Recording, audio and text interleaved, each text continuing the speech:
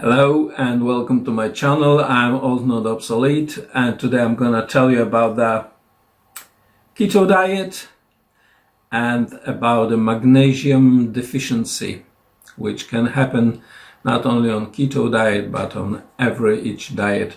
The magnesium is an element, it's a microelement which is very vital to our body, because it's responsible for about 300 processes in the cells in our body.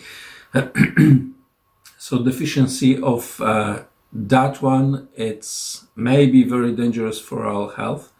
There's a couple symptoms of magnesium deficiency, like general tiredness and fatigue, weakness in the muscles, pain in the joints, problems with the sleeping problems. Yeah. What else? High blood pressure, very significant spasms in the muscles, especially in the legs, which is very, very annoying at night when you can't sleep because of the pain in your legs. There's a lot of that, and I had it. If you have 3 of them simultaneously, I'll do a separate video about that, but just urgently I had to resolve the problem with myself, because I couldn't sleep at night because of the muscle cramps, because of the general weakness, lack of concentration, just a foggy mind and things like that, especially after I started my keto diet. And that can happen to everybody. Our food we eat those days, it's highly processed and doesn't contain much of magnesium, and we need at least 450 milligrams of pure magnesium every day. Where could we find the magnesium? It's in all the leafy vegetables, like parsley, all the greenery leafy stuff, in pumpkin seeds and almonds and cocoa. Oh yeah, we can buy a lot of food supplements in groceries or pharmacies, and we can just swallow the tablets. But the thing is, the more complicated and the more sophisticated the supplements are, the less we can absorb from them. Roughly, it's about 2% of content of every tablet is absorbable. So I was thinking about that. I was suffering the pain at night. I was suffering all this tiredness and fatigue and weakness in my bones and in my muscles, and I was thinking how to do that to fix the problem. I started from eating the cocoa powder.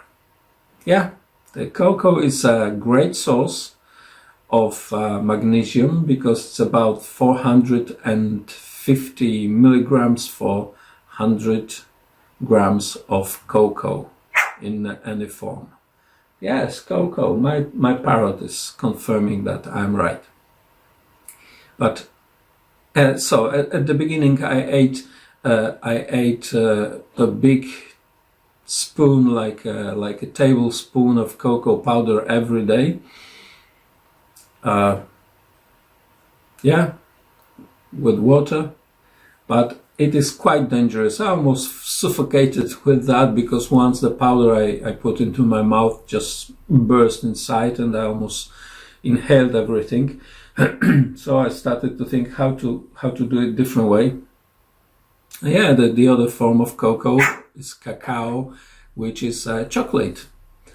Being on a keto diet, I started to look for some sugar-free and like 80, 90, 98% cocoa chocolate. I found them in the store, and it was pretty good for a while, but I started to get interested in how to make the chocolate on my own. And I started to make a chocolate on my own, from beans to bar. It's complicated. It takes a lot of time and patience, and needs to close look at the process of manufacturing chocolate, making the proper chocolate, delicious and tasty, and containing everything which is necessary and nothing which is not necessary. Takes at least 100 hours, but I started to do that, and it's kind of my passion at the moment, because I can't stop making the chocolate. I started from a keto chocolate, which is my invention. That's this.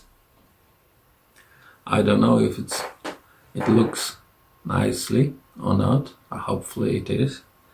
It's a keto chocolate, 100% of cocoa. Can you hear that sound? It sounds like a domino bricks, or whatever you call it. And I eat one bar like that every day, and it works. Recently, I've forgotten for 2 days to eat my chocolate, and I started to feel the cramps in my feet, in my legs at night. And I went down to the kitchen and took one of them, and after 15 minutes it stopped. So that works. And now my level of the magnesium in my body, I think it's pretty well, because I don't feel any of the symptoms I felt before. So yeah, you can do the chocolate on your own. You can do it different way. You can do the simple way, like mixing cocoa powder with the cacao butter, or you can do it the longer way, like roasting the cocoa nibs and then melange it and refine it for 100 hours and then temper it and do it like that. Or you can buy it in the store, why not? But when you go to a store, to a grocery, and you buy the chocolate, it contains always something which is not necessary, and sometimes even something we shouldn't eat, like a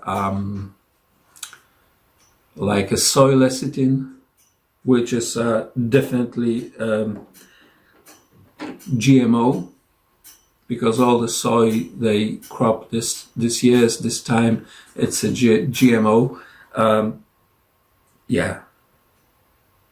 My chocolate contains 100% of cocoa, no sugars, nothing like that. It's 100% natural, 100% organic. Yeah, and I'm really happy with that. So I recommend you to, if you eat that, it's like a 60% of fat, and the other stuff, it's a microelements. There's a pinch of salt in that, but it's less than 0.5%, or even less than that. I think it's less than 0.1%.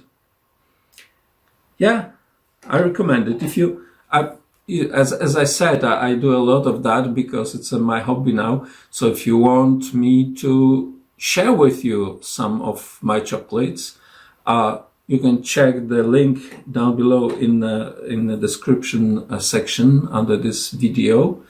You can donate something to my channel, and I send you a couple of bars of that just for a try. Thank you very much. Stay well. Bye.